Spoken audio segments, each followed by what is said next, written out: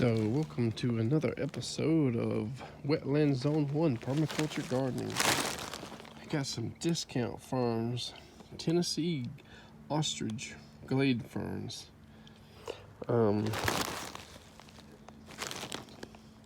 So this is a fiddlehead fern that's edible, and we do not know, because it's discounted, how old it is or what the likelihood of the two roots are, going to actually sprout and survive.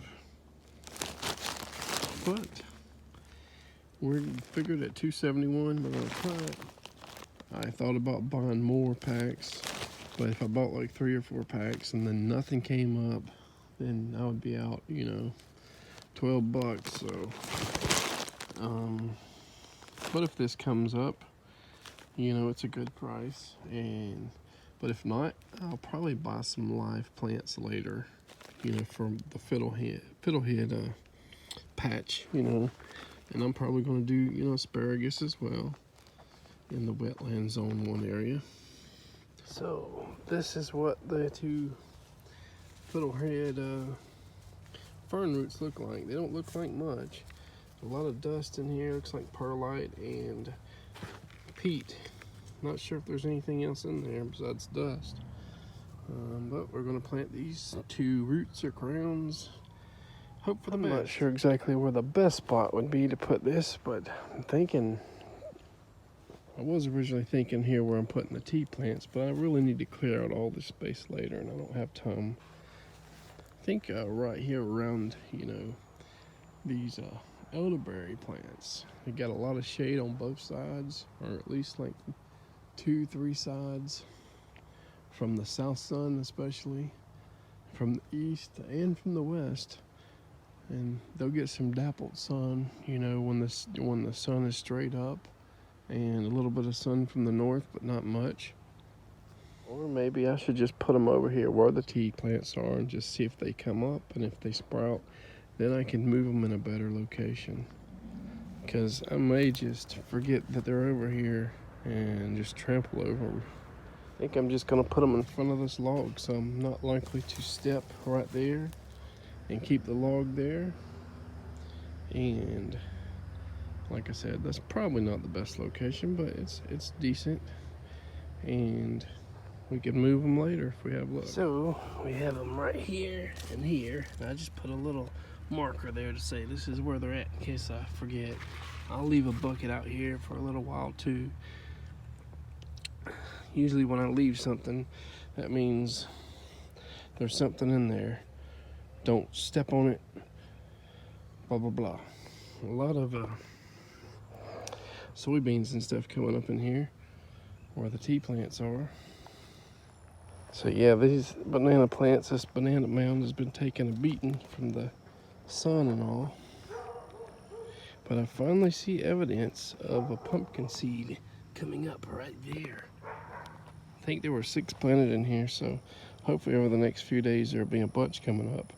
Everything else is probably soybeans. The Flatwoods plum, still doing okay. And I found just maybe a vaccinium somewhere else that I brought over here.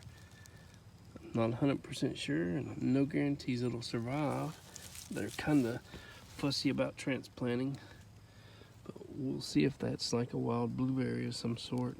I got a lot of pecan seedlings I pulled up. I'm trying to see if any of them survive in these pots for a few days and to give away. 3 mulberry trees growing right here in this fence, so we got pots for at least 2 of them. So I think we're gonna pull that one and that one. We might get this one later. I'm about out of pot and soil, so we'll see. It's always nice when you could give somebody these plants that you can't really use, or they're in the wrong spot. And even if you transplant them somewhere, there's no good place to put them here, because we want to get improved cultivars of stuff in our limited space. Charlie, you ready to fill some more up? Yeah. You might have to get some more dirt from the bag, okay? Okay.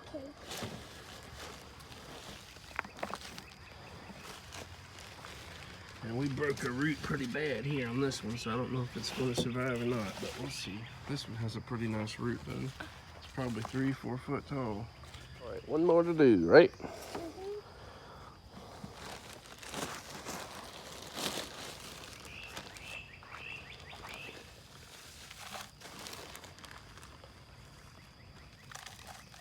You're doing a good job. You know that, right? It's like rain and it's dropping. The dirt is like rain. Huh? This is compost. We don't have potting soil, but it's basically potting soil. So I found 3 little black nightshade or garden huckleberry plants. We're going to plant in the wetland zone somewhere, probably around where the other ones were. And we got several mulberry trees from out of here, like 3 or more from this area and maybe 2 or 3 from another area. There's probably a dozen, anywhere between a dozen and 30 small to medium plants in here and in other places. So I just put these guys right there, and over there where the other nightshade, and where I just planted the ferns and all. Well, those are the tea trees back there. So I'm definitely thinking of putting at least 1 sunchoke somewhere over here, and probably 1 cassava, and maybe of course I got other sunchokes. I got like 7-ish sunchoke plants now, so I probably will put them in different areas, not just wetlands on one. Maybe keep 1 in a container, I'm not sure. I just want to make sure I'll have you know, tubers, you know, each year, hopefully. Last time, after 3 or 4 years of growing them, they kind of just, you know, after the last harvest, none of them came back, and it may have been because I ruined the tubers, or who knows what happened. But I want to keep some in the ground at all times, not even harvest some, so to give it a better chance, I guess, of having some, you know, hopefully forever. Right, so this video's been 2 days in the works, so I guess we're gonna just cut it out here. Yeah, I may or may not do anything else today, but if I do, I'll probably start another video. Everything is a little bit chaotic because our oldest son's home and needing some attention, so he only wants to help with the garden so much, you know, especially with the water and making mud puddles and stuff like that. So, but beyond a tiny bit of garden work and a lot of watering and making messes, that's about all of our oldest kid likes to do. He's not really that much into gardening. You know, our middle son's kind of into gardening, but only our oldest son is home right now, which is easier than having all 3 of them. Our youngest is the hardest to try to keep track of, so at least I get a little bit done when the youngest son is at daycare.